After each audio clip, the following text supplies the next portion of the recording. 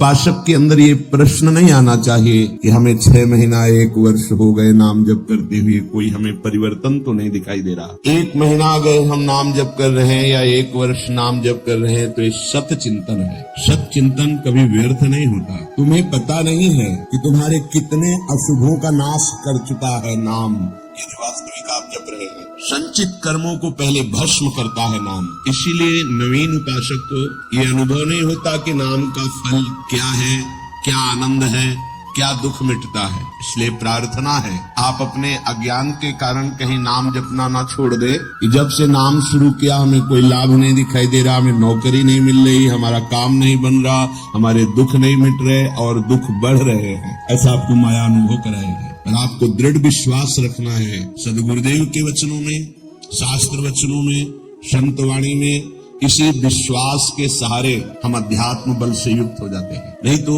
जब हम नाम जप करते हैं तो सबसे पहला काम नाम का होता है गोदाम में आग लगाना। जो हमारे संचित कर्मों का शुभ अशुभ गोदाम है उसको भस्म करता है। अब ये बात पता नहीं है तो वो वर्तमान में तत्काल फल देखना चाहता है कि हम नाम जप किए तो हमारी सारी कामनाओं की पूर्णता हो ही जानी चाहिए। नाम जप का फल क्या हुआ, वो ऐसा सोचता है, पर ऐसा नहीं है। नाम जप सबसे पहले अशुभों का नाश करता है, फिर शुभ फंसाने वाले जो होते हैं वो उनका भी नाश कर देता है। इसके बाद क्रियमाण पूरा परम पवित्र करके भगवद अर्पित कराता है, प्रारब्ध भोगने की सामर्थ्य देता है।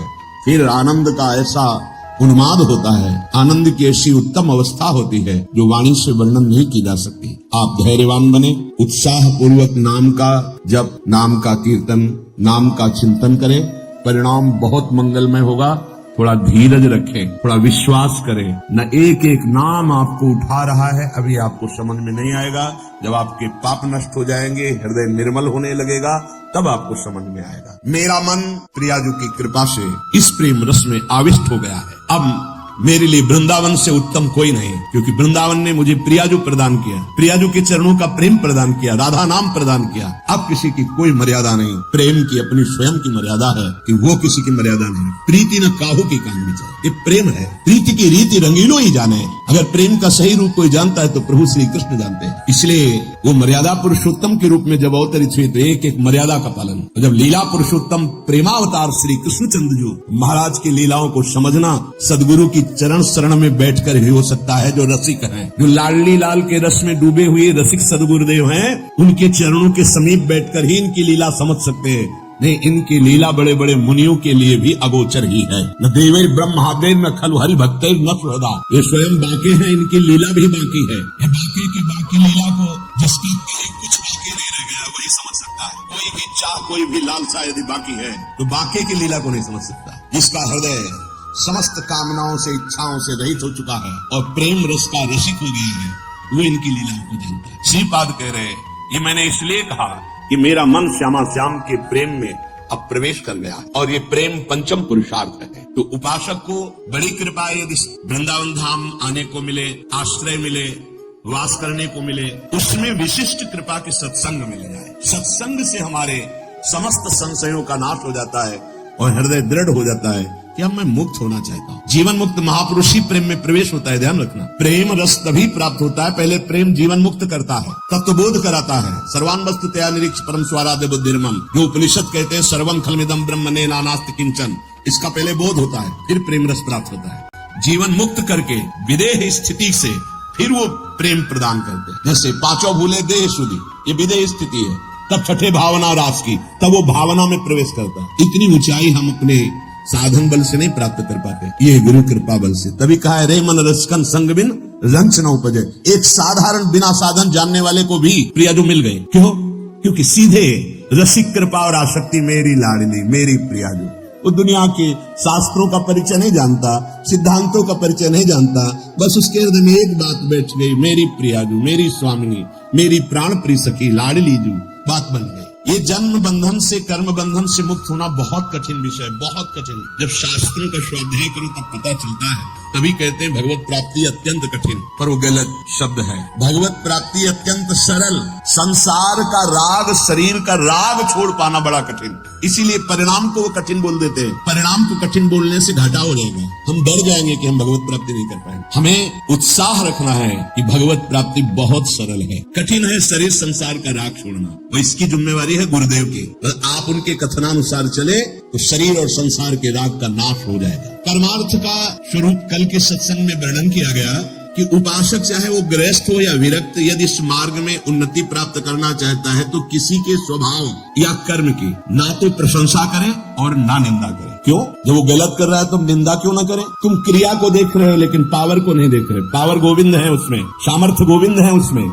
उपासक उपास्य देव को देखता है, क्रियाओं को नहीं देखता। बोले नहीं, बहुत गंदा आदमी, उससे भगवान कैसे मान सकते हैं? तो गंदा उसकी क्रिया को लेकर के है, लेकिन परम कारण तत्व जो बैठा है वो निर्विकार, चेतन, अमल, सहज सुख राशि, उसको क्यों नहीं देखा? तुम क्रिया देखने वाले संसारी नहीं हो, तुम तत्व का दर्शन करने वाले भगवत भक्त हो, उपासक हो, जिज्ञासु हो। जैसे ही हम छाया को देखकर, कल ध्यान कीजिए सत्संग का, छाया को देखकर भ्रम हो जाता है कोई है क्या, ठूंठ को देखकर भ्रम हो जाता है भूत है क्या, रस्सी या टायर को देखकर हमें भ्रम हो जाता है ये सर्प है क्या, पर वहां कुछ नहीं होता। वो ठूंठ है, वो रस्सी है, वो आपकी छाया है। ठीक ऐसे ही पूरे संसार में आपके सिवा कुछ नहीं, सच्ची नहीं।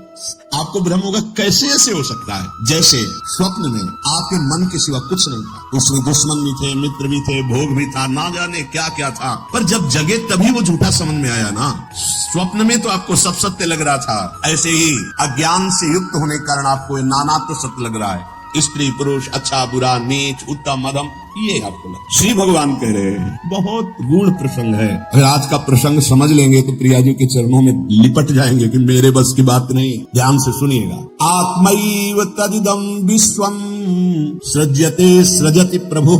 बहुत सुंदर विषय। भगवान ने अपने आप से अपने आप का सृजन किया है, दूसरा कुछ नहीं। आत्मैव तदिदं विश्वम सृज्यते सृजति प्रभु त्रायते त्राति विश्वात्मा ह्रियते हरितीश्वरः।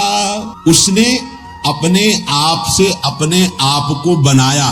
त्रायते त्राति विश्वात्मा ह्रियते हरितीश्वरः, और अपने आप से अपने आप की रक्षा की, पालन किया। और फिर ह्रियते हरितीश्वरः, फिर अपने आप से अपना संहार किया।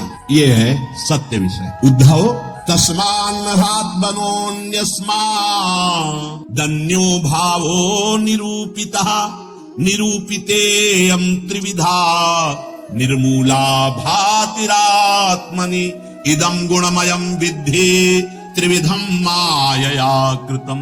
इसलिए उद्धव, आत्मा अविनाशी, चैतन्य घन, शरीर जड़ नाशवान, फिर ये जन्म किसका होता है, फिर मरण किसका होता है? प्रश्न कर बैठे। बहुत सुंदर प्रश्न है और बहुत सुंदर उत्तर है। यदि आप समझ पाए तो आप प्रियाजू के चरणों में भाग पड़ेंगे, क्योंकि आपकी समझ के परे की बात है। लाडली जी, मेरी तो कुछ समझ नहीं आया, बस मैं तो यही कह रहा हूँ, हमारी महारानी श्री राधा रानी। इसलिए सुन, थोड़ा धूप का ताप लगे ना तो वृक्ष की छाया अच्छी लगती है। देखो, संसार से मुक्त होने के लिए ये बहुत जोर का प्रश्न है। उद्धव जी ने कहा,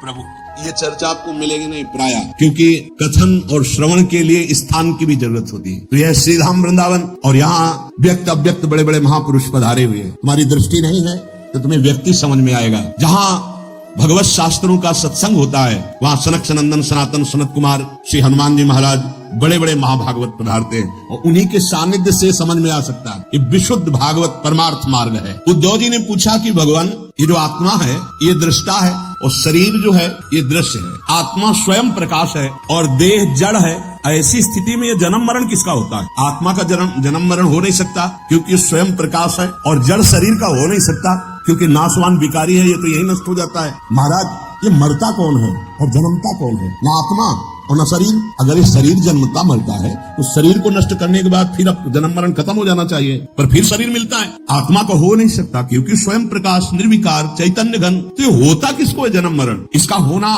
उपलब्ध है कि होता है जन्म मरण, तभी होता किससे है भगवान? हे जगत गुरु, आप हमारे संशय की निवृत्ति करें। आत्मा व्ययो गुणः शुद्धा स्वयं ज्योतिरनावृतः अग्निवद्दारुवच्चिद्देहा कस्येह संस्कृति।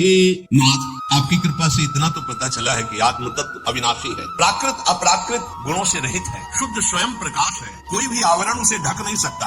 शरीर विनाशी है, साकार है, अशुद्ध है, आत्मा से प्रकाशित है और आवृत है माया के गुणों से। प्रभु, आत्मा तेज स्वरूप प्रकाशवान, शरीर काठ की तरह अचेतन, फिर ये जन्म मृत्यु संसार किसको प्राप्त होता है? कौन है जो बार बार जन्मता है मरता है? श्री भगवान वाच यावद्देहेन्द्रिय प्राणैरात्मनः सन्निकर्षणम् संसारा फलवास्तावत् पार्थोक्त अविवेकिनः। भगवान श्री कृष्ण ने कहा, प्रिय दो, बहुत तुमने विशुद्ध परमार्थ के स्वरूप का प्रकट किया है। यद्यपि इस संसार का ज्ञान में कोई अस्तित्व नहीं है, अज्ञान के कारण ये भास रहा है, पर ध्यान देने योग्य बात, जब तक ये देह का अभिमानी है, मैं स्त्री मैं पुरुष, मैं ये देख रहा हूँ, मैं खा रहा हूँ, मैं बोल रहा हूँ, इंद्रियों का अभिमानी है, प्राणों का अभिमानी है, तब तक आत्मस्वरूप जो निर्विकार सच्चिदानंदमय है, इस भ्रांति के कारण बार बार जन्म और मरण को प्राप्त होता रहता है। यद्यपि ना उसका कभी जन्म होता है ना मरण होता है, फिर भी भ्रांति, ये भ्रांति स्वप्न की तरह है। अर्थे हृद्यमाने पी संस्कृतिर्न निवर्तते ध्यायतो विषयानस्य स्वप्ने नर्थागमो यथा। जब तक इसको ये भान रहता है कि मैं स्त्री हूं, मैं पुरुष हूं, मैं अपनी इंद्रियों से भोग रहा हूं, मैं ये भोगा हूं, ये भोगूंगा, ये उसकी भ्रांति ऐसे है जैसे स्वप्न में। और स्वप्न में प्राप्त हुआ सुख दुख जब तक जागता नहीं तब तक सत्य भासता है। स्वप्न की विपत्तियां या स्वप्न का सुख कोई भी सत्य नहीं है, पर वो जब तक जगाया नहीं जाएगा तब तक उस विपत्ति या सुख को भोगता रहेगा। ऐसे ही बिल्कुल न जन्म है न मरण है, आत्म तत्व निर्विकार है, शरीर भ्रमात्मक त्रिगुणात्मिका माया से रचा हुआ। पर जो साधक, जो मनुष्य अपने को स्त्री या पुरुष मानकर और विषय भोगों का चिंतन करता रहता है, वो अज्ञानी स्वप्नवत भोगों में फंसा हुआ जन्म मरण रूपी संसार से कभी निवृत्त नहीं हो